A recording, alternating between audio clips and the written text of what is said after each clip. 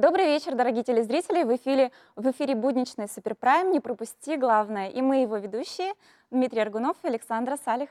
И одним из таких знаковых, может, событий прошедшей недели стал пикет диализных больных, которые были, ну не то чтобы возмущены, их не устраивал порядок транспортировки их же, то есть диализных нефробольных, к месту диализа. Об этом мы сегодня попытаемся поподробнее поговорить с нашей компетентной и, надеюсь,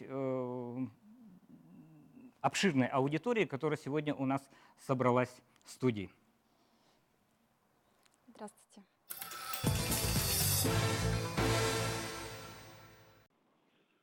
Как правило, за редким исключением, под большим давлением со стороны пациентов. И то далеко не всегда. Вообще у нас наиболее удачна судебная практика по этому вопросу.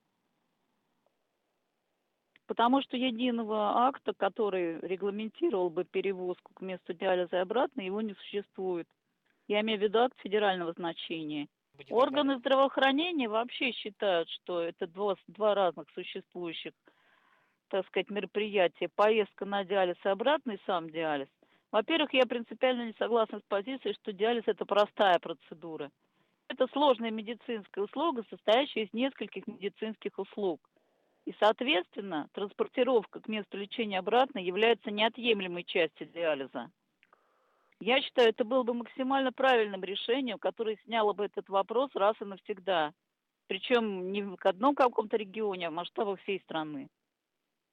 Есть в некоторых регионах и в некоторых муниципальных образованиях местечковые акты, которые каким-либо образом, так или иначе, пытаются регулировать эту проблему. Но обычно они очень половинчатые, если не сказать больше. Например, если возмещение проезда, то не в полном объеме.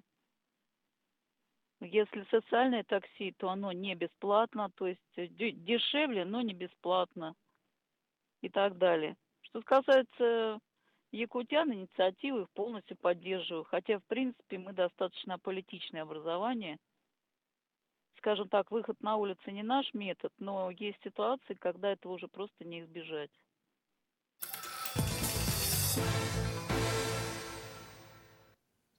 Ну, в студии стало для многих, может быть, неожиданностью, что нашу передачу предваряет записанный нами синхрон руководителя Московской организации нефрологических пациентов, да, нефролиги Людмилы Кондрашовой. Но вопрос, который я и задал, звучал таким образом. Вообще, когда я рассматривал всю вот эту проблему с журналистской точки зрения, как обстоит дело в других регионах, да, в Москве, может быть, ну, не дело, конечно, нам на Москву равняться, да, куда уж, скажем так, калашный ряд, но чем черт не шутит, скажем так. Да? Но оказывается, в других регионах по сравнению с Якутией дела обстоят еще хуже.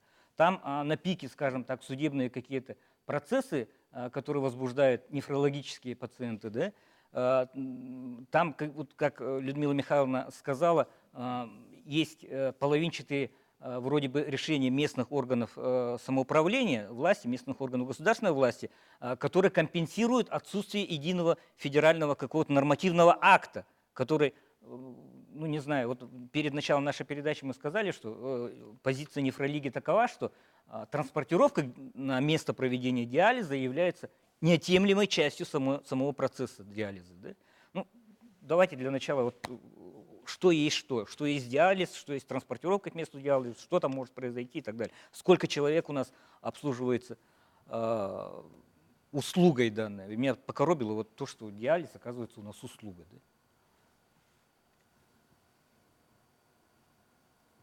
Давайте с вас начнем. Да. Хорошо. Всем добрый вечер. Действительно, вот до вот этого времени перевозку гемодиализных больных, она входила в полномочия Министерства труда и социального развития. Здесь есть заместитель министра труда, она может вот пояснить. Были выплаты, и они сегодня остаются. Выплаты те, которые идут для того, чтобы компенсировать транспортные расходы. И второе направление – это социальное такси. Но социальное такси перевозкой занимается не только гемодиализных больных, а оно возит всех нуждающихся в этой помощи. То есть все социальные группы, они ездят на социальном такси. Поэтому то, что Нефролига наша якутская ставила вот одним из условий, чтобы, во-первых, эту услугу, как вот вы говорите, взяло на себя Министерство здравоохранения и занималось перевозкой их отдельно, чтобы отдельно это была служба, которая будет контролировать, чтобы не было задержек, допустим, да, и чтобы эта служба работала только для них. Вот таковы были условия нашей нефролиги. Мгм. Давайте вот обратимся к представителям, ну, не то что нефролиги, человек, который, ну, регулярно пользуется данной, опять же, меня коробит это слово, услугой. Да? Вот сама процедура диализа, вообще как происходит для самих больных, чтобы это понять? Чтобы понять это, нужно, конечно, оказаться в шкуре Ту-ту-ту, конечно. Да? человека, который пользуется этой услугой. Ну, скажем так, в общем, если объяснить, 3 раза в неделю через день больной, Возьмите который- микрофон. Больной, который получает диализ, он обращается вот в медицинское учреждение и получает эту услугу. Ну, если коротко сказать, то вот таким образом. Ну, по части, скажем, мест, которые республиканские органы здравоохранения предоставляют как раз для диализа, да, то любимая медицинная статистика показывает, что мы чуть ли не впереди планеты всей, получается. Да? То, количество мест у нас поболее, чем в других центральных регионах, получается. Да? А как вот эта вот часть, именно транспортировка, вот эти ваши выплаты, которые вы получаете от Министерства труда, они сопоставимы или... Ну, если говорить в общем, категории больных, они делятся, конечно, те, которым эти транспортные услуги, они просто необходимы. Они просто не в состоянии ходить. Есть такая категория больных. Их нужно возить. Потому что если они не пользуются этим социальным такси, их возят, ну, скажем так, родные. Вот. Потому что иначе они до места диализа они дойти не могут. Фактически так это обстоит. Вот. Но есть такие больные, которые, в принципе, они Сами могут передвигаться. сами могут добраться, пользуются общественным транспортом. Есть и такая категория. Ну, в общем, можно сказать так. Еще есть даже и такие, которые, в принципе, заняты трудом и получают диализ. Есть такая категория больных, которые, ну, в принципе, не афишируют то, что они принимают такие медицинские услуги, а фактически они как бы работают на полной занятости. Есть такие. Вот. Условно говоря, больных можно разделить на 3 категории. Те, которые нуждаются в этом транспорте, тем, которым этот транспорт иногда необходим, и тем, которым, ну, в принципе, не нужен этот транспорт. Мгм. Их устраивает то, что они получают доплату. Все зависит от тяжести заболевания. Да? Да, это зависит от тяжести заболевания, скажем так. Людмила, а вот просто я хотел включить какую-то логическую цепочку, почему от Минтруда все это переходит к Минздраву. Да? Во время транспортировки случись что с тяжелым больным? Да? Как вы думаете, вот водитель социального транспорта, да, может ли оказать квалифицированную, скажем так, первую помощь? Ну, я скажу так, если человек, в общем-то, в тяжелом состоянии, ему сложно помочь. Ему может помочь только Бог. Я думаю так. И никакой там патронаж или сестра, ну, может быть, оказать какую-то услугу, но если человеку настолько плохо, что ему стало очень плохо, ну, патронажная сестра как-то мало помогает, я думаю. Я не говорил, допустим, о патронажных сестрах. Александр, представь ситуацию, когда, ну, При транспортировке по-моему, да, вы при говорите. транспортировке чуть ли не реанимобиль Вы нужен, да, говорите. скажем так. Ну, А Ну, сопровождает врач кто, вот, не допустим, отпустит такого дело в пациента. том, что, Да. конечно, вот Я могу вмешаться, потому что здесь после того, как закончилась процедура гемодиализа, если больной, его осматривает обязательно врач. И если этот пациент не в состоянии, значит, дойти до дома, вот он в таком состоянии, врач оценивает состояние пациента, то его домой не отпустит. Нет, я к тому, что вообще передача функций транспортировки диализных больных в функцию ведомства, скажем так, Минздрава, это чем логичный, обусловлено, нормальный да? шаг. Нет, это нормальный абсолютно Обоснованный, шаг, это обоснованный. Поэтому в этом плане мы серьезно поддерживаем вот это направление, и в любом случае мы понимаем, что это будет отдельная служба, которая работает только на гемодиализных пациентов. Мы тоже в этом плане согласны, поэтому мы поручение сегодня имеем от правительства, от председателя правительства, от Галины Иннокентьевны Данчиковой, чтобы вот такое направление уже развивать. При этом не формируются ли в недрах Минздрава какие-либо тарифы для данной услуги, для транспортировки вот этих диализных больных, которые основываются вот на выделении вот этих 3000 рублей для компенсации транспортировки? Дело в том, что ведь мы... Ведь было заверение министра, что услуга будет бесплатной. Да? Вы знаете, на сегодняшний день мы будем выходить из условий рынка тех транспортных компаний, которые работают сегодня по городу Якутску.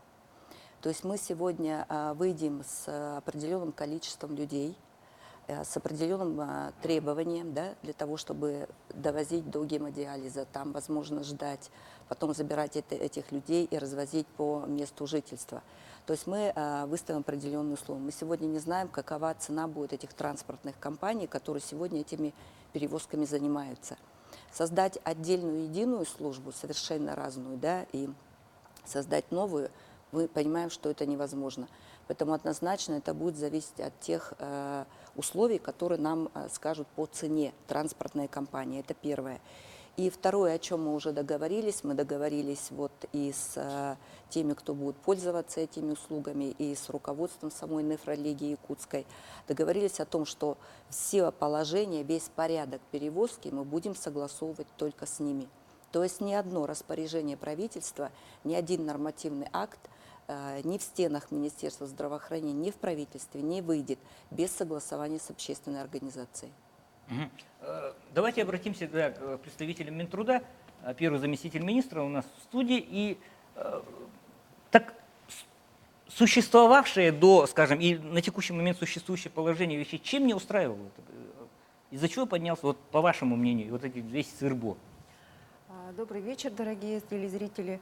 Значит, с 2002 года, вследствие того, что гемодиализ – это действительно жизненно необходимая процедура, и вот люди с ограниченными возможностями здоровья 3 раза в неделю в обязательном порядке должны ездить в центры гемодиализные. Да? С 2002 года вот как раз через наше министерство осуществляется транспортировка. Да? Но здесь я хочу пояснить, что это все-таки не социальное такси. Этим занимается отделение социального транспорта при комплексном центре социального обслуживания города Якутска. Численность обслуживаемых диализников не такая большая по городу Якутску, это всего 40 человек. Но дело все в том, что, конечно, это всего-навсего отделение при центре, поэтому автопарк не такой большой, и, соответственно, вот, допустим, обслуживать их в постоянном режиме и охватывать больший контингент инвалидов мы на сегодня не можем. И обслуживать их в полную смену, особенно ночную смену, тоже становится проблематичным. То есть вот это вот отделение социального транспорта, оно было создано для обслуживания инвалидов всех категорий, пожилых граждан и, конечно же, наших ветеранов.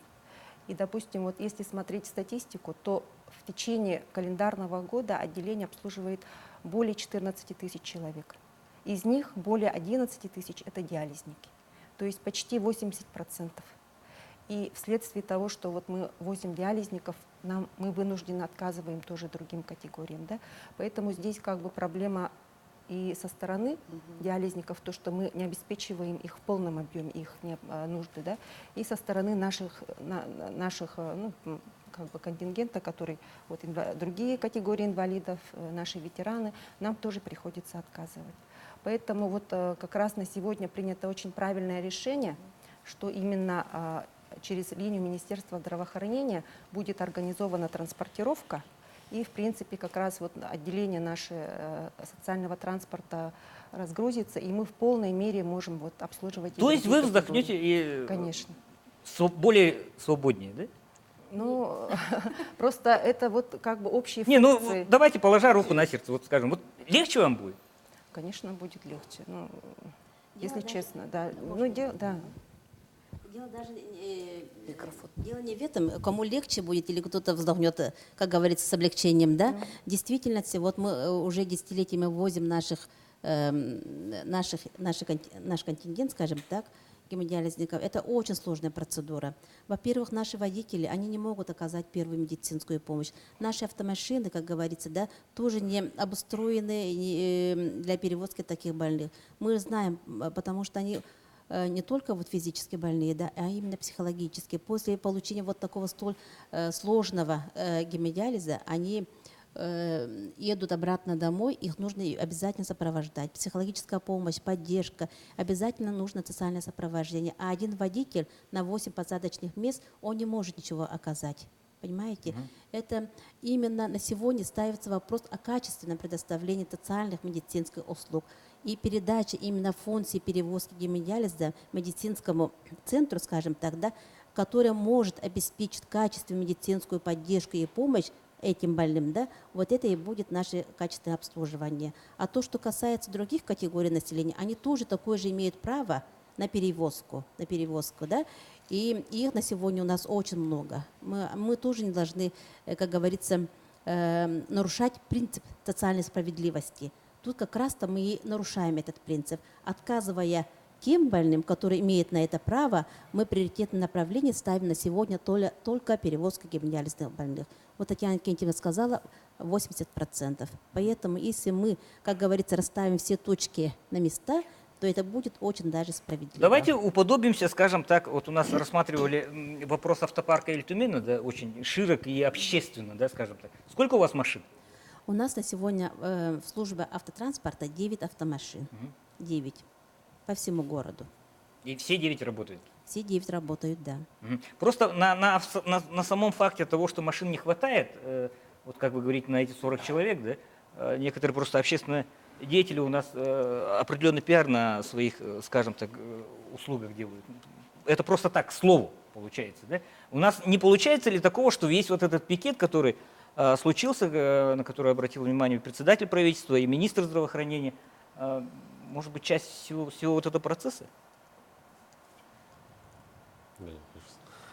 Я в этом сильно сомневаюсь, потому что работа была проведена до пикета, собственно говоря, основная работа по передаче этих полномочий в Министерство здравоохранения.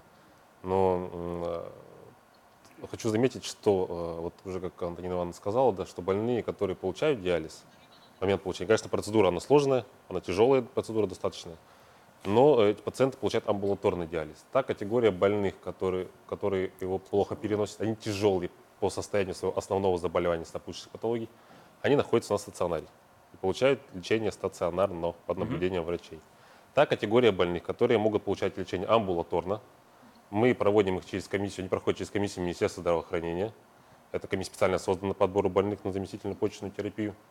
И они признаны тем, что они могут получать амбулаторно, домой ездить на диализ и обратно. Эта процедура абсолютно не требует стационарного лечения. И вот, как уже сказали, если вдруг у пациента имеется ухудшение состояния или что-то еще после диализа, конечно же, он остается в том месте, где он его получал. Это медицинская Врачи его не организация. выпустят просто, да? Да, они его не выпустят. Нет, конечно. Вот поэтому и решения судебные есть, да, о том, что перевозка, да, она должна являться частью процедуры гемодиализа, но наличие медицинского работника в автомобиле там вовсе не обязательно.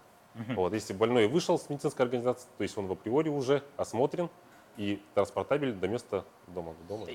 Иван, мы перебиваемся на рекламу, продолжим сразу после нее.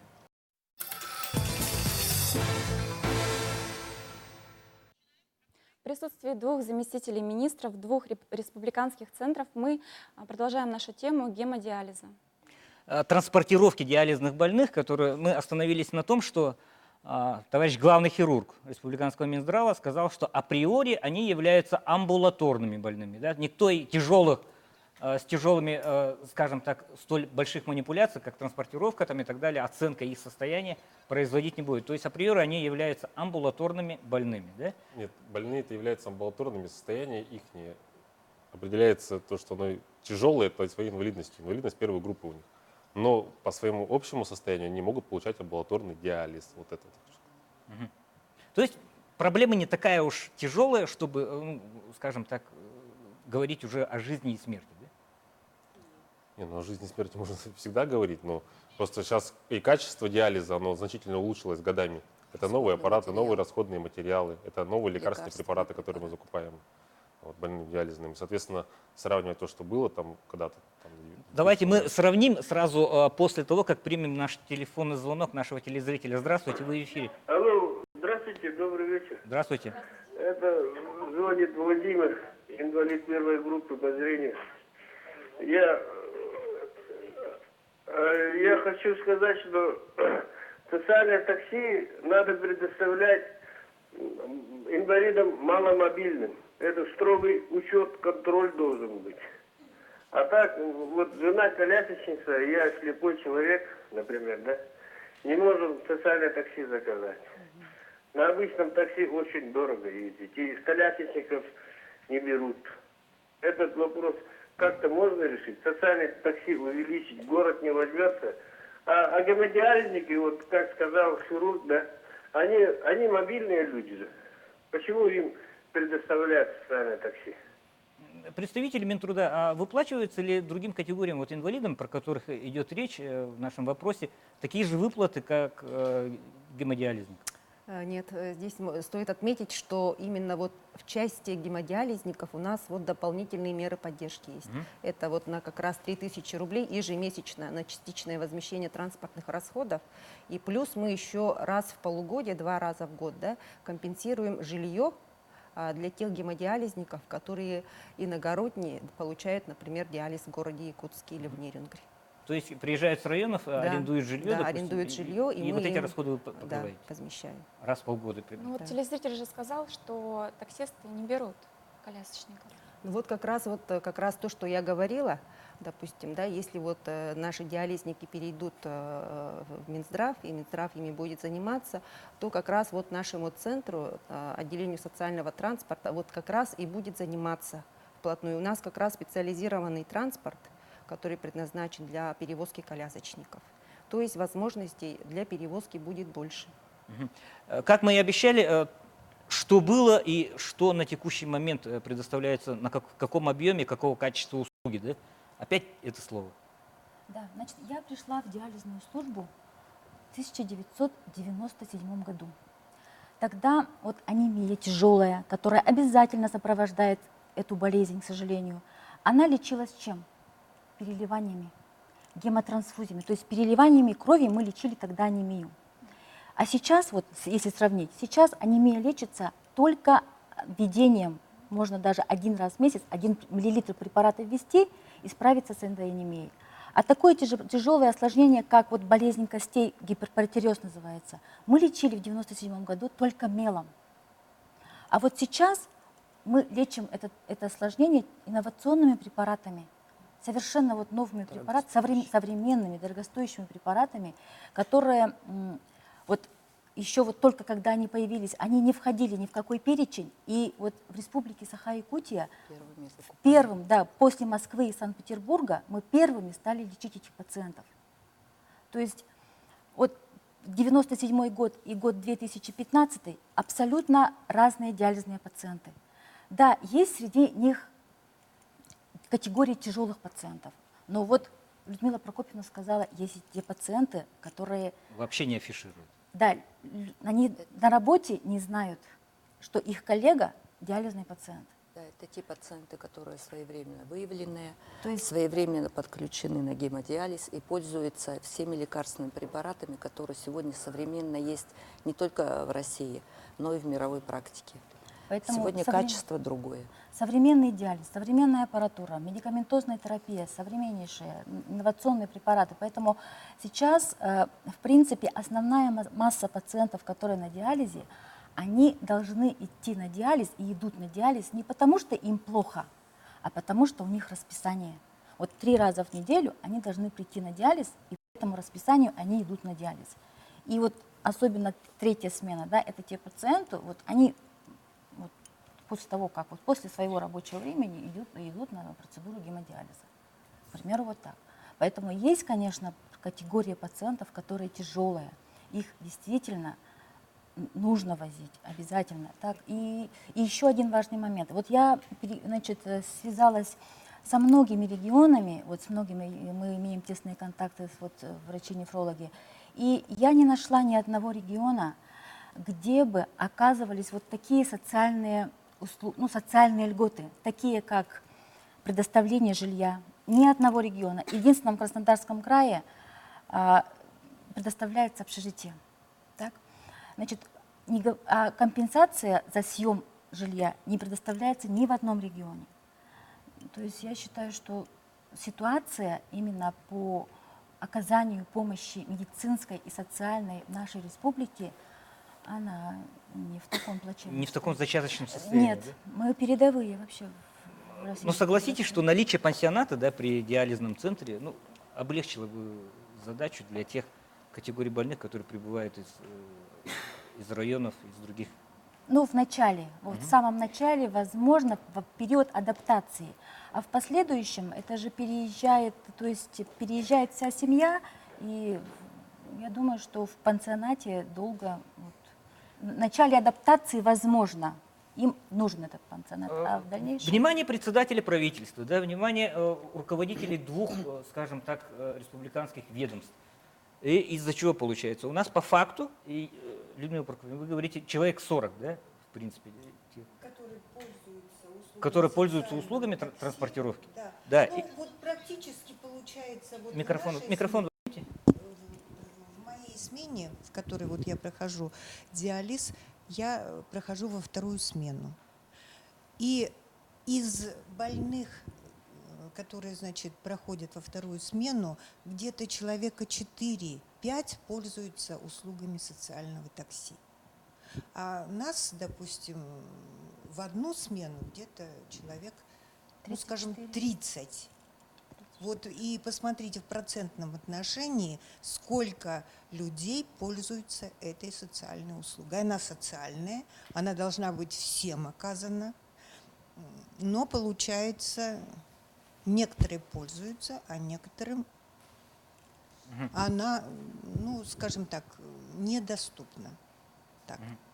Ну, недоступно не в силу же того, что вообще у нас не развита подобная услуга, да? Нет, не в силу этого, потому что, допустим, у них есть ограничения по времени. Они после 6 часов социальное такси не обслуживается, тем более в ночное время. Это первое ограничение. Вот. Ну и можно сказать так, вот, в принципе, больше бы людей согласилось на услуги социального такси, если бы они получали его, ну, скажем, ну, постоянно как бы. За ними был закреплен этот транспорт, и они бы пользовались этим. По расписанию как бы, да. Но такого, к сожалению, нету. А сопровождающие, они тоже едут вместе в такси? Ну, сопровождающие – это, ну, родственники в основном. Они встречают после того, как они проходят гемодиализ. Ну, так в основном они приезжают сами. Картинка начинает проясняться, да, то есть примерно это 150 человек, ну, максимум, в самом большом объеме, да, которые ставят острый вопрос. И, скажем так, часть инициативной группы вот этих пикетчиков, которые выходили с требованиями логичными, обоснованными и, в принципе, просто по законам человечности, да, они, скажем так, абсолютно справедливые. Но 150 человек. В силах ли, вы говорите, с 2002 года занимаетесь, да, худо-бедно, но решали вопросы, да? Вы говорите, будете с 2016 года заниматься, вы говорите, не худо-бедно, мы даже в лучшем, скажем так, качестве будем заниматься этим вопросом. Да? Да. То есть нельзя же говорить о том, что вот эти 150 человек взяты и вычеркнуты вообще из социальной, общественной Мы сегодня вот жизни. обговорили, когда с Нефролигой потребность, мы попросили у них, мы сами до этого пытались выйти в наши центры, там, где проводится гемодиализ, мы ездили в Жатай, мы ездили вот в диалог, вступали в разговор с теми пациентами, которые получали гемодиализ, и, конечно, хотели от них получить все-таки информацию, кто будет ездить. К сожалению, на тот момент почему-то гемодиализные больные, они восприняли это как сбор информации, что кто будет ездить, то у того заберут 3000. Ведь вот это та подоплека, которая в основном тоже легла в основу, чтобы было какое-то недопонимание. Поэтому сегодня мы говорим о том, что 3000 они как были, так и сохраняются, да, по оплате за транспортные расходы. А вот сам механизм мы сегодня будем разрабатывать. Поэтому вот буквально мы договорились, что в конце декабря, в начале января нам Нефролига предоставит списки тех пациентов, которые будут ездить, которые изъявят желание. Потому что я сегодня знаю, когда мы тоже вот этой проблемой занимались, что некоторые даже и сами ездят, они вот работают, да, то есть это люди, которые достаточно обустроены и, может быть, даже не хотят, чтобы кто-то знал, что они получают. Но есть та категория населения, которая уже давно получает гемодиализ, они достаточны, но при этом они однозначно нуждаются вот в транспортировке. Поэтому нам сегодня надо знать, какое количество пациентов будет этой услугой пользоваться, и тогда мы уже будем выстраивать объемы, весь порядок и всю структуру. У нас звонок нашего телезрителя, давайте примем. Говорите, в эфире. Добрый день. Здравствуйте. Меня зовут Сапожников Михаил Анатольевич. Я председатель регионального отделения нефрологии. Я все-таки хотел уточнить, что вопрос стоит именно о жизни и смерти второй. У нас было не менее 5 смертельных случаев по смерти пациентов по дороге. Вот. И еще хотел уточнить, что пациентов в Якутске гемодиализа 240, а 40 это цифра тех, кто пользуется такси, хотя потребность несколько выше, гораздо выше точнее, потому что у нас есть люди в Хатастах, в Тангаластах, в Магане, которым отказывают на 10-й километр Ильинского, ну и всем, кто после 5 часов тоже отказывают в транспорте. Поэтому проблема серьезная, и она и законодательно уже обсуждалась, и есть решение Верховного суда Российской Федерации о том, что что доставка на диализ является частью процедуры гемодиализа. Ну, в принципе, вот представители нашей региональной нефрологии, да, получается, у нас в эфире были. Вопрос же не стоит о том, что идут какие-то грубейшие нарушения вот того же решения Верховного суда, нет. да? Это просто качество, то, которое они абсолютно правильно ставят, да. И, конечно, убежденность в том, что после каждого гемодиализа или на каждый гемодиализ они будут обеспечены, они выходят из дома, они садятся в машину, и они уверены в том, что они доедут вовремя до процедуры, и они в нормальном состоянии сядут в машину и приедут домой.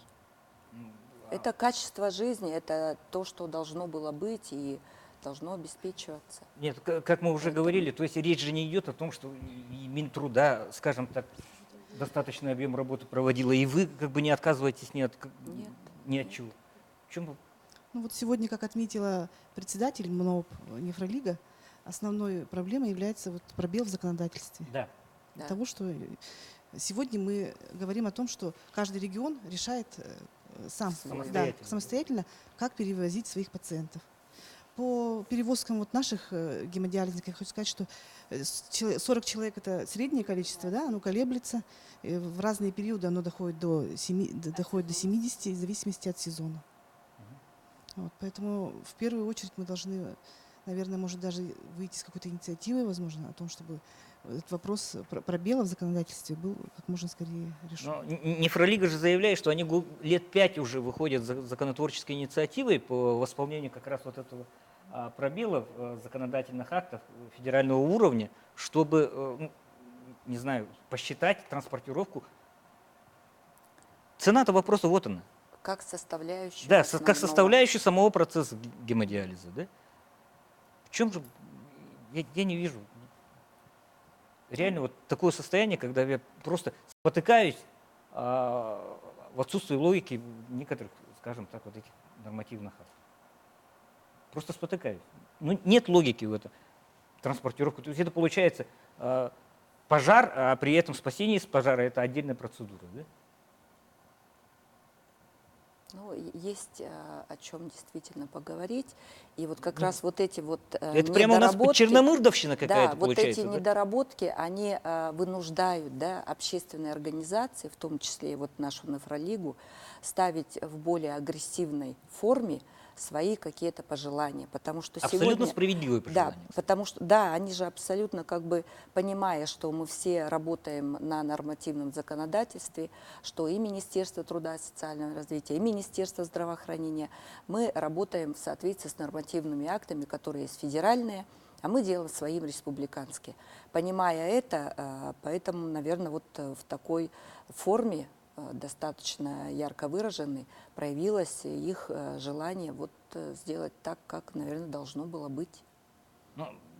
Было бы нормативное регулирование, да, мы бы, все это было бы сделано, и точно так же, как мы, допустим, закупаем сегодня лекарственные препараты, как мы сегодня закупаем расходный материал. То есть в этом плане были вопросы, сегодня они по качеству отработаны. Сегодня правительство выделяет достаточно финансирования для того, чтобы мы сегодня именно качественные расходные препараты закупали, не китайские, да? Хотя рынок наполнен заменителями, и в том числе и дженерики по лекарственным препаратам тоже наполнены. Мы сегодня в Якутии закупаем и самые качественные лекарственные препараты, и самый качественный расходный материал. Мы за качество жизни этих пациентов тоже стоим горой. И правительство нас в этом поддерживает. Поэтому вот и нынешнее направление, оно, конечно, технически требует какой-то отработки, создания нового механизма. Но я опять говорю о том, что этот механизм, порядок, он будет однозначно согласован с Нефролигой.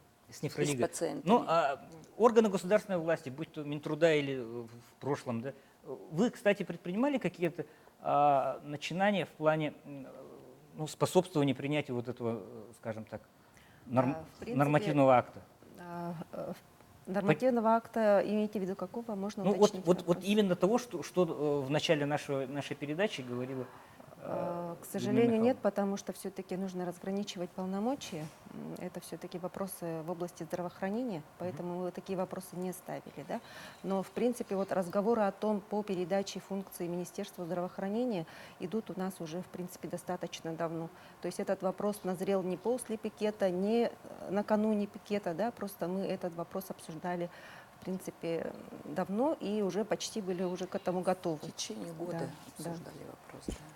В течение года обсуждался этот вопрос. Уже между Минтрудом, Министерством здравоохранения мы уже обговаривали, какой механизм принять, как это сделать лучше. И снова вот натыкались на проблему нормативного регулирования.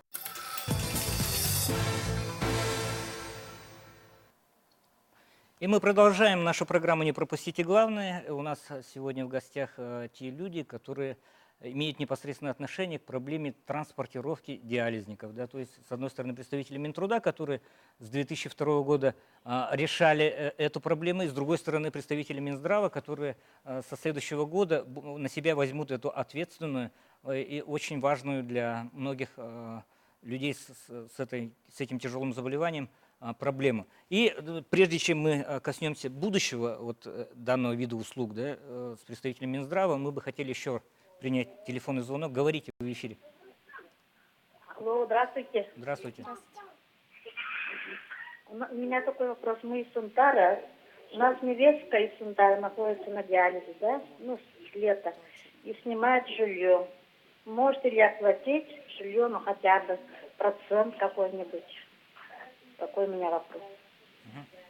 Ну, ощущение такое, что люди просто как бы невнимательно слушали, да? Поскольку говорится, что раз в год. Можно еще раз ответить Да. о том, что с 2013 года есть материальная помощь адресная как раз для тех, кто Она держит в руках микрофон. получает диализ не по месту жительства для иногородних. Эта помощь на сегодня составляет 5-кратную величину прожиточного минимума в среднем на душу населения раз в полгода. Поэтому необходимо обратиться в Управление социальной защиты населения по месту получения диализа. Ну вот я бы хотела еще добавить, да, в рамках того, что вот люди задают такие вопросы. Сегодня же ведь мы открыли гемодиализное отделение в Мирном, в Нерюнгере, в Жатае, да, и у нас есть планы по открытию гемодиализного отделения в Вилюйской группе улусов. Именно для тех людей, которые живут вот в этих улусах, для того, чтобы они находились все-таки ближе к дому, находились дома, в семье. То есть мы сегодня уже работаем и говорим о том, чтобы было качество не только жизни, да, по качественным препаратам, но чтобы была комфортная жизнь, чтобы они получали гемодиализ, приближенный к своему месту проживания. Мы такую программу разрабатываем, потому что гемодиализ – это высокотехнологичная процедура. Здесь и система водоочистки 9-этапная. Вы понимаете, что это целый завод, это структура высокотехнологичные вот именно организации. Поэтому не так просто, но тем не менее у нас эти планы есть, они имеются. Согласитесь, что чисто по-человечески, Да, будь у вас ваша воля, да, вы бы в каждом населенном пункте поставили аппарат диализа. И сегодня мы вот свою волю и поручение министра мы хотим и будем исполнять, поэтому сегодня вот берем Вилюйскую группу улусов. Подготовимся, посмотрим, проанализируем и на 2017 год пробуем пойти. Еще один звонок примемте, давайте. Говорите в эфире. Алло, здравствуйте. Здравствуйте. У меня вот такой вопрос. Своевременное подключение к диализу это как? Это говорят, что если креатинин будет 600, тогда только подключат к диализу. Так, можно я отвечу на этот вопрос? Значит, что значит своевременное подключение? Во-первых, ну вот своевременно, наверное, это уже не подключение, а выявление. Вот хорошо своевременно выявить почечное заболевание, лечить это заболевание, и уж когда придет уже время к диализу, тогда, значит, на вот этапе уже вот уровня стадии 4 хронической болезни почек уже начать подготовку к этому диализу. Что значит подключение к диализу? Это значит, должен быть подготовлен сосудистый доступ. И он должен быть вот на этапе 4 стадии хронической болезни почек наложен, этот сосудистый доступ. Это не 600 уровней креатинина, это гораздо меньшие цифры. И эта фистула должна дозревать, этот доступ должен дозреть. И через какое-то время, оно у всех разное, это очень индивидуально, вот больной уже приходит к стадии, когда надо уже подключать к аппарату искусственная почка. Это не 600, работает, да. Это разные цифры по разным болезням. У пациентов с сахарным диабетом это возможно уровень и 600, и 500, и 700 возможно. Это еще зависит не только же от уровня креатинина. Тут важно знать и другие, важно, значение имеет и другие, значит, клиника, болезнь.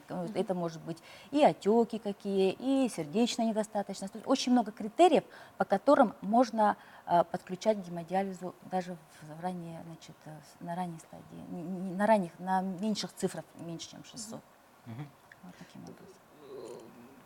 Я тут сижу и все-таки, опять же, упираюсь в отсутствие логики. Да? Я не хочу говорить, что Минтруда плохо, скажем так, исполняла свои функции, поскольку, ну, еще раз говорю, худо-бедно они свои функции, ну, даже в отсутствии, скажем так, и парка автомашин и так далее, они занимались тем, что возили вот этих больных. Да? Я более чем склонен верить и Людмиле Ильясовне, и представителям Минздрава, и лечащим врачам вот, самого диализного центра, что качество их работы оно не оставляет никаких сомнений. Да? В чем же все-таки, еще раз говорю, просто в чем может быть корень вот этого конфликта? Не зря же люди вот выходят и в мороз с их заболеванием, они каким-то образом выходят, высказывают свои протесты и получают при этом ответ, да, о том, что работа как велась, так и будет вестись, да, но при этом, еще раз, просто я вот эту логику. Давайте, что еще будет, скажем, проведено в рамках усиления борьбы, вернее, в рамках усиления работы вот с данной категорией? Помимо того, что будут новые центры диализа открыты. Да, очень коротко скажу. На сегодняшний день, вот то, что вы говорите, логики не видите, мы же с вами уже об этом обговорили, что люди абсолютно правы в том, что они должны получать качественно своевременный транспорт. Да? Вот все. Это простое, обычное человеческое желание, и это требование, которое сегодня говорят, хотя оно и не закреплено нормативно, но оно обязано быть. И мы сегодня настаиваем на том, что оно было. Это первое. Для гемодиализных больных мы сегодня, вот мало того, что я говорила, что мы все-таки будем открывать межрайонные гемодиализные отделения, мы дальше будем их расширять по республике, насколько это возможно, с учетом именно осмотра и анализа категории населения, где проживают. Вот сегодня я почему говорю Вилюйская группа? Потому что сегодня на гемодиализе около 30 пациентов находится в городе Якутске, которые обслуживаются именно из Вилюйской группы УЛУСа. Поэтому мы для них там будем делать. Второе, это вот новое направление, и у Ивана Сергеевича как раз была эта идея несколько лет назад, отправить гемодиализных больных на санаторно-курортное лечение. Нашим пациентам это очень понравилось. Они говорят, что давайте сделаем работа, еще. да? Мы уже один раз так сделали. Это два раза даже. Да, Геленджик и Новороссийск отправляли. 2 раза мы так сделали. Единственное, в том году у нас не получилось, поэтому сегодня мы думаем, что вот на последующие годы мы все-таки это направление обязательно возьмем, потому что мы тоже, когда разговаривали с пациентами, они же абсолютно правы, они в буквальном смысле привязаны к этим аппаратам. И сегодня выехать, где-то отдохнуть они просто не имеют возможностей. А возможности таковы сегодня имеются у Министерства здравоохранения, поэтому по этому вопросу будем дальше разрабатывать санаторно-курортное лечение, предоставлять. Хотя такого, вот мы тоже опять же говорим, что в Российской Федерации не нормативно, не по инициативе субъектов этого не проводится. Это инициатива нашего субъекта. Хорошо. Ну, нельзя говорить еще раз, подытоживая наш разговор, что никакой работы не ведется. То есть, но проблема все-таки сохраняется. И все-таки надо больше коммуникативный контакт между и больными, и органами государственной власти в данной ситуации в полной мере использовать. Спасибо всем за внимание. Это была программа «Не пропустите главное».